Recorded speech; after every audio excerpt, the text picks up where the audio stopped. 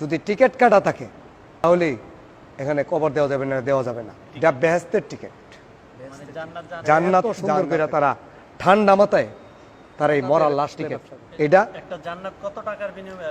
5 লাখ, কোনোটা 10 লাখ, কোনোটা 20। আমি 10,000 টাকা বেতন পেলাম অথবা 10,000 টাকা উপার্জন করলাম, এখান থেকে 1,000 টাকা বাধ্যতার উপরে। শুধু তো তাই না, একটা শিশু বাচ্চা পর্যন্ত তাদের কাছ থেকে রেহাই পাইতেছে। আমাদেরকে জোর করে মুসলমান করবে না, আমরা তো এরা তো ভুল পথের মধ্যে আছে, তারা তো মুসলমান না। আসসালামু আলাইকুম, আমার নাম মোহাম্মদ আনোয়ার সাদাত, আমার বাড়ি কান্দিপাড়া, জেলা ব্রাহ্মণবাড়িয়া। পেশা আমার ব্যবসা। আমি বন্ড কাদিয়ানি থেকে তওবা করে মুসলমান হলাম। এত বছর বিভ্রান্তির মাঝে আমি পড়েছিলাম। এত বড় বিভ্রান্তি সংগঠন এটা, যারা ধর্ম নিয়ে ব্যবসা করে, মরা লাশ নিয়ে ব্যবসা করে, নবীর রাসূলরা নিয়ে ব্যবসা করে, তাদের এই কার্যক্রম থেকে বিরত থেকে আমি ইসলামে ফিরে এসেছি। আমি কেন ফিরে আসলাম? আমার ছোট ভাই আজাদ, তার এক শ্বশুর মারা গিয়েছিল ঘাটুরা। যে শ্বশুরে মারা গেছিল উনি ওসিয়ত করেছিল যে তাকে পূর্ব কান্দিবাজার কাদিয়ানীদের একটা কবরস্থান আছে, সেই কবরস্থানে দাফন করার জন্য। যখন আমি লাশ আনতে গেলাম তখন বলল, না, লাশ তো নেওয়া যাবে না, এটা পারমিশন লাগবে। কার পারমিশন? এটা জেলা আমিরের পারমিশন লাগবে। জেলা আমিরের ফোন করার পরে জেলা আমিরের প্রশ্নের উত্তর দিল যে এটা আমার কোনো এখতিয়ার নাই, এটা ঢাকা ন্যাশনাল আমিরের পারমিশন লাগবে। সেই ন্যাশনাল আমির 1 ঘন্টা পরে উত্তর দিল যে এটা ওসিয়তকারী হলে যদি টিকিট কাটা থাকে তাহলে এখানে কবর দেওয়া যাবে না। এটা বেহেশতের টিকিট, জান্নাতের টিকিট। আমিও এটা জানতাম না। তারপর তাকে ঘাটরে কবর দেওয়া হলো, তাকে এখানে আর দেওয়া হলো না।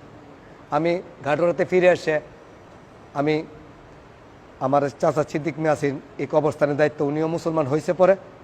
ওনার কাছে চাবিটা নিয়ে দেখলাম কি যে একটা বেহেশতি মাগবেরাত, মোটা একটা ঘাস, এই গাছের মাঝে একটা পিন আপ করে একটা সাইনবোর্ড, বেহেশতি মাগবেরাত।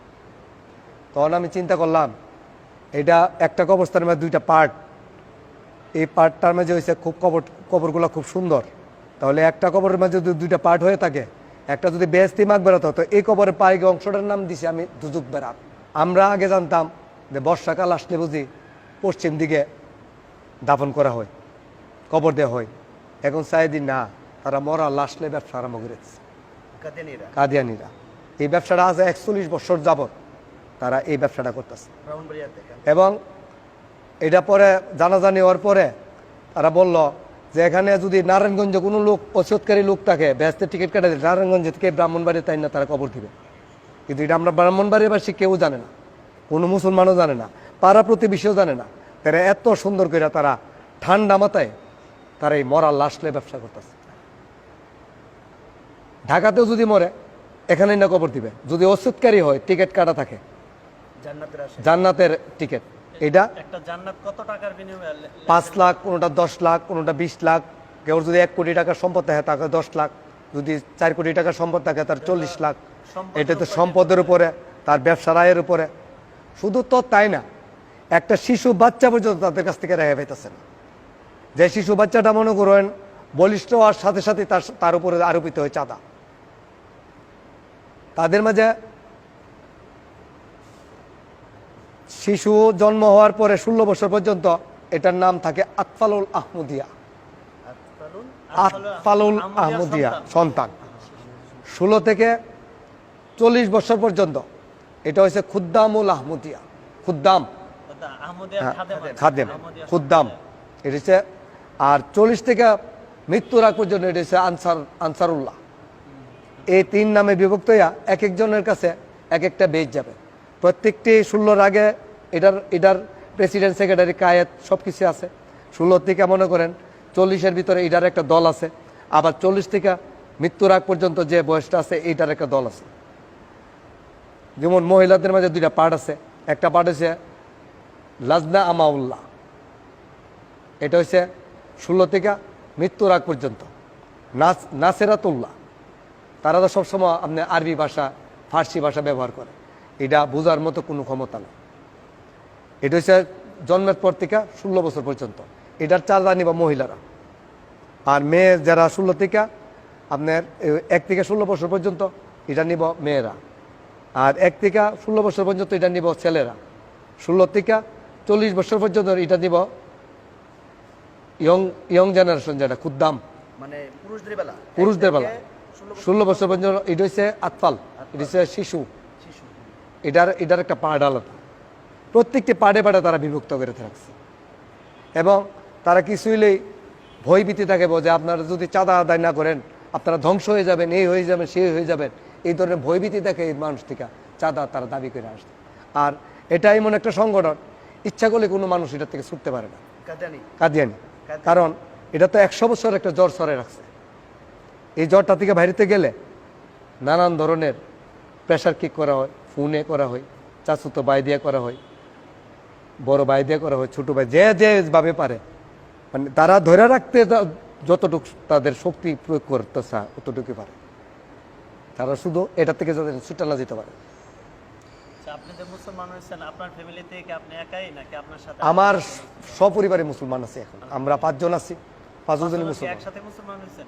আমি ধাপে ধাপে করছি, যেমন আমার 2 ছেলেরা আমি এখানে নিয়ে আসলাম। আমার মেয়ে ক্লাস 8-এ পড়ে, মেয়ে মুসলমান। আমি মুসলমান, তো আমার কি পরিবার কি আরেকজন যাবো নাকি? না, আমরা অনেকে শুনি যে আপনাদেরকে নাকি জোর করে মুসলমান করানো হইতেছে। আমাদেরকে জোর করে মুসলমান করবে না, আমরা তো এরা তো ভুল পথের মধ্যে আছে, তারা তো মুসলমান না, তারা তো মুসলমানের আপনার এই নাম ব্যবহার করে সারা পৃথিবীতে তারা চলতেছে। তারা ধর্ম, কাদিয়ানীরা, তারা ধর্ম লেখে ইসলাম, চাকরি ক্ষেত্রে বর্ণ লেখে সুন্নি, গড়াইয়া বলছে আমার ধর্ম হচ্ছে আহমদি আর বর্ণ হচ্ছে আমার কাদিয়ানি। এটা কি হয়? ধর্ম ব্যবসায়ী। ধর্ম ব্যবসায়ী। তারা যে স্কুলে লেখাপড়া করতেছে ক্লাস 6-এর থেকে ক্লাস 10 পর্যন্ত, তারা যে লেখাপড়া করতেছে এটার ধর্মটা লিখতেছে ইসলাম। আমাদের কওমি মাদ্রাসার মৌলানারা স্কুলে তাদেরকে ধর্ম পাঠ্য বই পড়াইতেছে, তো তারা তাদের ধর্ম কোনটা? তারা তো বলছে তাদের ধর্ম ছেড়ে আসছে আমি, তাদের ধর্ম কোনটা? তাদের ধর্ম তো কোনটা আমি এখন পর্যন্ত খুঁজা পৃথিবীতে পাইতেছি না। তাদের ধর্ম কোনটা? তাদেরকে যদি প্রশ্ন করি তারা এড়িয়ে যা। আমি একজনকে প্রশ্ন করলাম যে আপনি যে মির্জা গোলাম আহমদ কাদিয়ানী রে আপনারা ইমাম মাহদি মানেন, প্রতিশ্রুতি মসিহে মাউদ মানেন, মোহাম্মদ মানেন, আসলে আপনারা কোনটা মানতেছেন? আমরা তো ইমাম মাহদি সত্য, ইমাম মাহদি সত্য কেন মাঝে আমি ইমাম মাহদি সত্য, ইমাম মাহদির দলিত নবী করিম সাল্লাল্লাহু আলাইহি সাল্লাম দিয়া গেছে। ইমাম মাহদির কথা তো আল্লাহ তাআলা বলে নাই, এটা নবী করিম সাল্লাল্লাহু আলাইহি সাল্লামের দিয়া গেছে যে পৃথিবীর জামান একজন ইমাম আসবে। এটা দলিল দেওয়া গেছে, সিএস দেওয়া গেছে, আরওয়ার দেওয়া গেছে, বিএস দেওয়া গেছে। মির্জা গোলাম কাদিয়ানীর তো সিএস তো পাইলাম না, আরওয়ার পাইলাম না, বিএস পাইলাম না। আবার সেই দাবি করতেছে যে হযরত ঈসা আলাইহিস সালামের কবর পাঞ্জাব খানিয়ার মহল্লা এক ইরানি বংশদূতের সাথে তার কবর আছে। আবার সেও আবার দাবি করছে যে আমি হযরত ঈসা আলাইহিস সালাম, মানে প্রতিশ্রুতি মসিহ মাউদ। তারা এই দিবসটা তারা প্রতি বছর পালন করে। মির্জা গোলাম নাকি হযরত ঈসা আলাইহিস সালাম। এটা কবে পালন করে? এটা প্রতি বছরই তো তারা পালন করে। কোন সময় নির্দিষ্ট? এই ঈসা আলাইহিস সালামের বয়সটা তারা কি করছে, আমার কাছে তো সব ডকুমেন্ট আছে, আমি তো মিথ্যা কথা বলবো না, আমার কাছে বই পর্যন্ত আছে, ঈসা আলাইহিস সালামের কবরের ছবি পর্যন্ত আছে। তারা যে ঈসা আলাইহিস সালামের ছবি বানায় রাখছে, এটার ছবি পর্যন্ত আমার কাছে আছে। তারা স্কুলে লেখাপড়া করে 4 খলিফা, ঘোড়ায়কো আমার খলিফা হয়েছে 5 জন।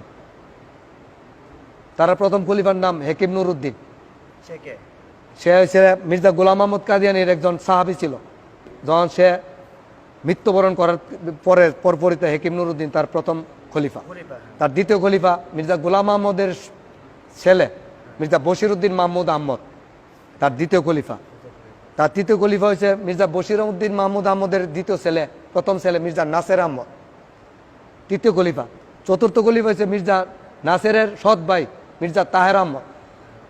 বর্তমান যে খলিফা আছে মির্জা মশরুর, সে ডেলি বলে আল্লাহর লোকে কথা চিনি, প্রতিদিন আল্লাহর লোকে সে কথা বলে। সে সারা বাংলাদেশ, সারা পৃথিবীর কাদিয়ানী জমাতের আমির না খলিফা, খলিফা। হ্যাঁ, ঘরে এসে বসলে আমাদের খলিফা 5 জন, আর স্কুলে লেখাপড়া করে খলিফা হয়েছে 4 জন। কারণ আপনি কই যাবেন, ধর্ম খুঁজতে পেলাম না। এই যে আমার যে বাতি যারা আছে তারা কি, তাদেরকে জিজ্ঞাসা করে, তারা তো লেখাপড়া করতেছে, আমার ছেলেরা জিজ্ঞাসা করেন, ইয়ানো তো একজন শিক্ষিত আমার ভাতিজা আছে, তাদেরকে জিজ্ঞাসা করেন যে মির্জা গোলাম মোহাম্মদ কাদিয়ানি যে 5জন খলিফার নাম বলছিলাম, তারা এই বইয়ে ধর্ম বইয়ের মধ্যে পাইছে কিনা। আপনি ইসলাম ধর্ম গ্রহণ করার পর আপনার কাছে এখন আপনার কি অনুভূতি, কেমন মনে হয় আপনার কাছে, যে আমি কি আগের ধর্মই ভালো ছিলাম না এখনো ধর্মতে? আগের ধর্ম তো এটা কোনো ধর্ম না, ধর্মই না। এটা ধর্ম না বর্ণ না, সম্পূর্ণ একটা ভণ্ড। বানোয়ার। মির্জা গোলাম যেমন একটা ভণ্ড ছিল, এর অনুসারীরা সেইভাবে বিনা দলিলে ভণ্ড। বিনা দলিলে ভণ্ড। তারা কয়ে বলে একজনকে জিজ্ঞেস করেন, উনি বলে ওনারা তো আমরা মাহেদি মানি। আচ্ছা, আরেকজনকে জিজ্ঞেস করেন, উনি তো আমাদের উম্মতের নবী, নাউজুবিল্লাহ। এটা মানে আরেকজনকে জিজ্ঞেস করবেন, উনি তো বলবো উনি তো আমাদের রূপক নবী। গোলাম মির্জা গোলাম বললেন রূপক নবী। আরেকজনকে জিজ্ঞেস করবেন, আরে দৌড়ু কে বলছে উনি নবী আর রিতা, উনি তো আমাদের মাহেদি। মানে এক একজন এক এক ধরনের কথা। তাদের বইয়ের মধ্যে লেখা কুরআন সুন্নাহ হাদিসের আলোতে আসছে মির্জা গোলাম আহমদ কাদিয়ানি প্রতিশ্রুতি ইমাম মাহেদি এবং প্রতিশ্রুতি মসিহে মাহুদ। মসিহ শব্দটা তো হযরত ঈসা আলাইহিস সালামের নাম, মাহুদ তো প্রতিশ্রুতি। আল্লাহ বলছে যে প্রতিশ্রুতি করে রাখছে যে আমি একদিন হযরত ঈসা আলাইহিস সালামকে পৃথিবীতে আবার এই উম্মতের সামনে আমি উনারে আগমন করাবে। তখন মির্জা গোলাম আহমদ কাদিয়ানি কিভাবে ঈসা আলাইহিস সালাম এলো? ঈসা তো আজ থেকে 2000 বছর আগে পৃথিবী থেকে আল্লাহ তাআলা তাকে উঠাইয়া নিয়ে গেছে। 570 বছর পরে নবী করিম সাল্লাল্লাহু আলাইহি সাল্লাম আসছে। কই ঈসা আলাইহিস সালামের কবর সম্বন্ধে নবী করিম সাল্লাল্লাহু আলাইহি সাল্লাম কোনো বর্ণনা দেয়া গেছে না। 4টা খলিফা রাজত্ব করে গেছে 180 বছর, কেউ 4জন খলিফা তো কেউ বলল না যে হযরত ঈসা আলাইহিস সালামের কবর পাঞ্জাব খানিয়ার মহল্লা আছে কাশ্মীর। মির্জা গোলাম আহমদ কাদিয়ানি 1300 বছর পর আয়ে হযরত ঈসা আলাইহিস সালামের কবর কাশ্মীর খানিয়ার মহল্লা তার কবর আছে। 200 কোটি মুসলমান জানে না, 95টা মুসলমান দেশ আছে তারাও জানে না, ভারতের রাষ্ট্রপ্রধান জানে না, পাকিস্তানের রাষ্ট্রপ্রধান জানে না, একমাত্র মির্জা গোলাম আহমদ কাদিয়ানি হযরত ঈসা আলাইহিস সালামের কবর রচনা করছে। ওনারা একথা বিশ্বাস করেনি যে ঈসা আলাইহিস সালাম আবার আসবে? না আখেরি নবীর উম্মত? না, ওনারা আসলে তাদেরকে এমনভাবে ব্রেন ওয়াশ করতে রাখছে, প্রতিশ্রুতি মসিহে মাউদ যে তাকে মির্জা গোলাম আহমদ কাদিয়ানিকে বলছে, তারা এইটাও জানে, অনেকে জানে, আমিও জানতাম যে মসিহ মাউদ বুঝি ইমাম মাহেদির নাম, এই গোলাম আহমদের নাম হয়। এখন আইসা দেখি মুসলমানের মধ্যে মুসলমান গ্রহণ করার পরে যে হযরত ঈসা আলাইহিস সালাম তো প্রতিশ্রুতি মসিহ মাউদ আলাইহিস সালামের নাম। আমি কাদিয়ানি জামাতের একজন বড় একজন নেতাকে জিজ্ঞেস করলাম যে মির্জা গোলাম আহমদ কাদিয়ানি উনি যে প্রতিশ্রুতি মসিহে মাউদ আপনারা বলছেন, উনি কিভাবে আসছে? তো উনি বলছে যে উনি সিরিয়ার রাজধানী দামেস্কে বাইতুল মুকাদ্দাস মসজিদের এক মিনারে উনি বলে অবতরণ করছে। আমি ওনার কথাটা আমি শুনতেছি। অবতরণ করার পরে উনি বলে সোজা পূর্ব দিকে রওনা হয়েছে, ওইসা উনি কাদিয়ানি গ্রামে গেছে। তা আমি কই যদি পূর্ব দিকে রওনা হয়ে কাদিয়ানি গ্রামে যায় থাকে, মির্জা গোলাম কই আছে? তো উনি তো আল্লাহ তরুণের অবতরণ করাইছে, আপনার কথা ঠিক আছে। তো উনি মির্জা গোলাম সাহেব কই আছেন? সেরাক বেবির পেটে আছেন। হযরত মসিহ মাউদ আলাইহিস সালাম মনে মুখে তা ঢুকছে, আর ওই মির্জা গোলাম আহমদ কাদিয়ানির মনে হেসরায় বাড়ি করছে যে তুমি গোলাম, আমি মসিহ, তুমি ইমাম মাহেদি। এটা তো একজন তো দুইজন নবী হইতে পারে না। ভারতের রাষ্ট্রপ্রধান জানে না পাঞ্জাব খানিয়ার মহল্লা ঈসা আলাইহিস সালামের কবর আছে। আরে আমরা মুসলমানরা বাদ দিন না, 250 কোটি খ্রিস্টান সম্প্রদায়ের যিশুর বরপুত্র তো আল্লাহ ঈসা আলাইহিস সালাম। এরা তো যদি জানতো যে কাশ্মীর খানিয়ার মহল্লা হযরত ঈসা আলাইহিস সালামের কবর আছে, এরা তো ডায়মন্ড এটাও বান্ধাই নিত যে আল্লাহর বরপুত্র দিয়ান শুয়ে রয়েছে। কেউ জানে না, নবী করিম সাল্লাল্লাহু আলাইহি ওয়াসাল্লাম জানে না, 4জন খলিফা জানে না, 200 কোটি মুসলমান জানে না, 250 কোটি খ্রিস্টান সম্প্রদায়ের লোক জানে না, একমাত্র মির্জা গোলাম কাদিয়ানি জানে হযরত ঈসা আলাইহিস সালামের কবর আছে। আর সে রূপক হিসাবে প্রতিশ্রুতি মসিহ মাউদ দাবি করে আসছে। মানে আপনি উন্মুক্ত ইসলাম, শান্তি, উন্মুক্ত, একদম শান্তি অবস্থা আছে, এক উন্মুক্ত অবস্থা আছে। বর্তমানে কাদিয়ানি ধর্মের মূল কেন্দ্র কোথায়? মূল কেন্দ্র তার আগে কাদিয়ানি ধর্মের মূল কেন্দ্র আছে আগে রাবুয়া বলে, এটা পাকিস্তানে। এটা একটা বর্ডারের মতো। পাঞ্জাব তখন পাকিস্তান ভাগ হয়েছে, এটা অর্ধেকটা পড়ছে ইয়াতে আর অর্ধেকটা পড়ছে পাঞ্জাব, ওদেরটা পাকিস্তান, অর্ধেকটা পাঞ্জাবে। রাবতে যখন জিয়াউল হক সরকার যখন তাদেরকে অমুসলিম ঘোষণা করলো, তখন তারা এটা কেন্দ্রটা করছে লন্ডন। খ্রিস্টান যদি জানতো যে এই মির্জা গুলামের অনুসারীরা হযরত ঈসা আলাইহিস সালাম এর শিরুচ্ছেদ করে লাইনি, খ্রিস্টান তো জানে না ভালো করে। মায়ের হিসাবে মানতাম। ওনার তো জন্মটা হয়েছে যেরকম, ওনার মৃত্যুটা কিরকম ভাবে আমরা উনি ব্যাপার হয়েছে আমি বলি, কিভাবে হয়েছে? উনি যখন ওই সময় মহামারী ছিল, কলেরা ছিল, কলেরায় আক্রান্ত হওয়ার পর আগে কিন্তু আমরা যে ওই বাথরুম বলি, আসলে বাথরুম না, এটা ছিল টাট্টি। চারটে, হ্যাঁ। এটা হচ্ছে আমরা ওই বিছরার মধ্যে বা আগে তো হাল বিল ছিল বেশি, এই হালের মধ্যে আপনার বাঁশ দিয়া টাট্টি আছে। উনার যখন কলেরা আক্রান্ত হওয়ার পরে উনি কি করছে, এক জুতা ফালাই আরেক জুতা পিন্দি দৌড় দেওয়ার সাথে সাথে তখন অন্তে স্ট্রোক কম, আগে কোথাও হার্ট ফেল হওয়ার সাথে মানে বসার সাথে সাথে হার্ট ফেল হয়েছে। হার্ট ফেল হওয়ার সাথে সাথে এই যে 6 ফুট গর্ত যে এই নর্দমার মধ্যে মাথাটা নিচে, ঠ্যাংটা পড়ে। উনার প্রথম স্ত্রীর নাম হয়েছে মির্জা ফুলমতি বেগম। ফুলমতি বেগমের 2 সন্তান ছিল, মির্জা ফজলে আহমদ, মির্জা সুলতান আহমদ। এই দুজনই মুসলমান হয়ে মারা গেছে। উনি দ্বিতীয় বিবাহ করছিলেন, উনি দ্বিতীয় বিবাহের বউর নাম ছিল মিসেস নুসরাত জাহান। নুসরাত জাহানের সন্তান হয়েছে মির্জা বশির আহমদ, ওই যে তাদের যে দ্বিতীয় খলিফা। হ্যাঁ, এই বশির আহমদের বয়স যখন 8 বছর, এই 8 বছর থাকা অবস্থায় উনি মির্জা গোলাম আহমদ কাদিয়ানী মৃত্যুবরণ করেন। এবং এমনভাবে একটা মৃত্যুবরণ করেছেন যেটা সাধারণ মানুষ এই ধরনের মৃত্যু করতে পারে না, কারণ সে তো একেবারে ভণ্ড। এ কারণে তার মৃত্যুটা এইভাবেই দিচ্ছে। তার মৃত্যুটা যে এভাবে হয়েছে কাদিয়ানী সম্প্রদায় এটা জানে, সবাই জানে, জানে, প্রকাশ করে। মির্জা গোলাম মোহাম্মদ কাদিয়ানী কবর হয়েছে কাদিয়ান, বর্তমানে কোন জায়গায়? কাদিয়ানি। এটা হচ্ছে পাঞ্জাব গুরুদাসপুর জেলা, একটি গ্রামের নাম হচ্ছে কাদিয়ান। এই কাদিয়ানি ওনার সমাধি। পাঞ্জাবে। এটা ইন্ডিয়া।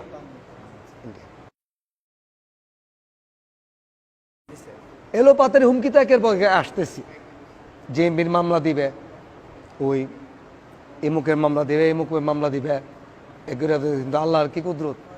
আমরা তো আর কোনো অসৎ কাজ করতেছি না।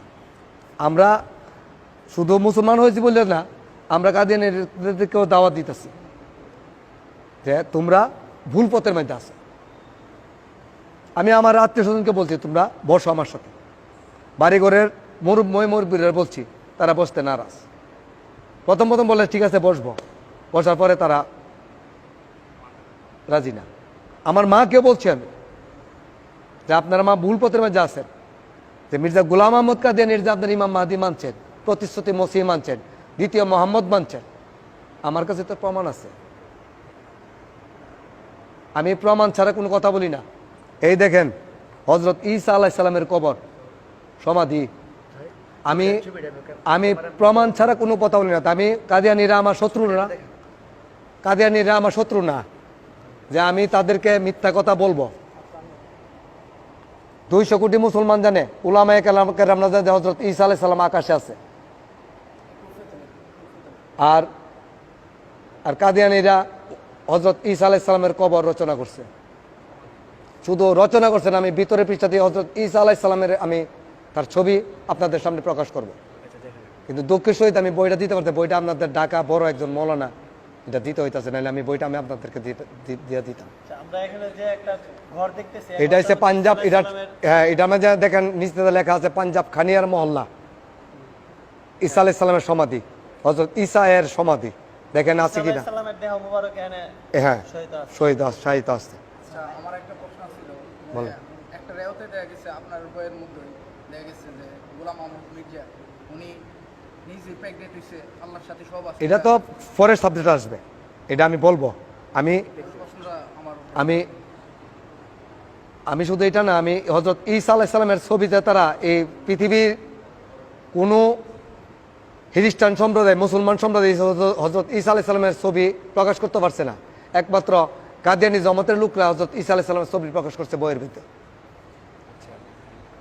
তো এখন আমরা আরেকটা কথা মানে কথা শুনতে পেরেছি যে কাদিয়ানি সম্প্রদায় যারা আছে এদের যে খরচ, এদের যে অর্থ নাকি লন্ডন আমেরিকা থেকে আসে অথবা আপনার একটা একটা মরা লাশ আপনার ব্যস্তে টিকিট বিক্রি করতে হলে আর 5 লাখ 10 লাখ 20 লাখ এদের টাকা এদের অপব্যয় করবে না। এরা সারা বাংলাদেশে 5,000 লোক আছে, সারা বাংলাদেশে এরা বড় বড় আলাপ করবো 10 লাখ 20 লাখ 50 লাখ 5,000 লোক আছে এরা কাদিয়ানি কাদিয়ানি। আর সারা পৃথিবীতে এরা 1 লক্ষ লোক আছে কিনা সন্দেহ আছে। তাদের আর্থিক অনুদানটা তাহলে আমরা বুঝতে পারি, মানে আমরা ধারণা করতে পারি ওই যে মরদেহ ব্যবসা। করে তাদের আর্থিক হ্যাঁ, উপার্জন এবং করতে পারে। কোনো শিশু বাচ্চা পর্যন্ত তাদের কাছ থেকে বাঁচতে পারে না। শিশু বাচ্চা থেকে শুরু করে আবাল বৃদ্ধ বনিতা পর্যন্ত এই মৃত্যুর আগ পর্যন্ত শুধু ব্যবসায়ী।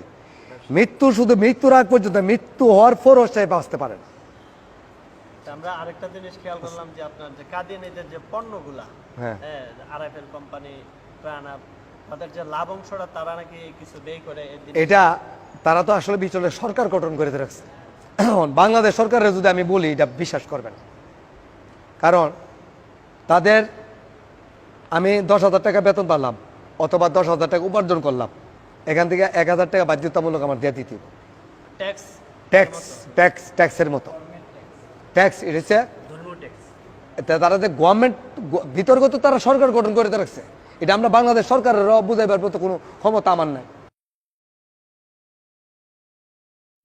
সবচেয়ে বড় অবদান আমাদের এই কওমি মাদ্রাসার যে জামিয়ার এবং খতমে নবুয়ত মাদ্রাসা জামিয়ার হুজুর আব্দুর রহিম কাশেমি সাহেব, আমাদের ইমাম সাহেব না, আমাদের প্রিন্সিপাল খতমে নবুয়ত মাদ্রাসার, হ্যাঁ ইমরান সাহেব, যে সাইকুল হাদিস, হ্যাঁ জামিয়া, উনি তো জামিয়ার একজন মুহাদ্দিস ছিলেন। শিষ্য আলেমরা এবং খতমে নবুয়ত শিষ্য আলেমরা আমাদেরকে অনেক সহযোগিতা অবদান আলেমুলামারা ছাড়াও আমরা শুনছি যেমন ওই ইয়া ভাই আছে, এমন যুবক ছেলেরা আপনাদেরকে উদ্বুদ্ধ করছে যে ইসলাম ধর্ম গ্রহণ করা। হ্যাঁ হ্যাঁ, আমাদের পাড়া প্রতিবেশী যে ছেলেরা আছে তারা তো যুবকরা, তারা তো আমাদেরকে মানে আসার আগ থেকে ধরে তারা এই পর্যন্ত আমার কাছে স্ট্যান্ড বাই। অসংখ্য মানুষ, যুবক ইয়ং জেনারেশন আমাদেরকে আগা থেকে শেষ পর্যন্ত আমাদেরকে সাপোর্টিং দিয়ে যেতেছে। আমি আহ্বান জানাবো যারা কাদিয়ানি সম্প্রদায় আছেন, যারা আহমদী সম্প্রদায় আছেন, তারা অতি সত্বর এই বিভ্রান্তি থেকে আল্লাহ যেমন তাদেরকে হেদায়েত করে, যতক্ষণ আল্লাহ তাআলা তাদেরকে হেদায়েত না করবে ততক্ষণ তো ফিরে আসা সম্ভব না, তারা যাতে ইসলামে ফিরে আসে।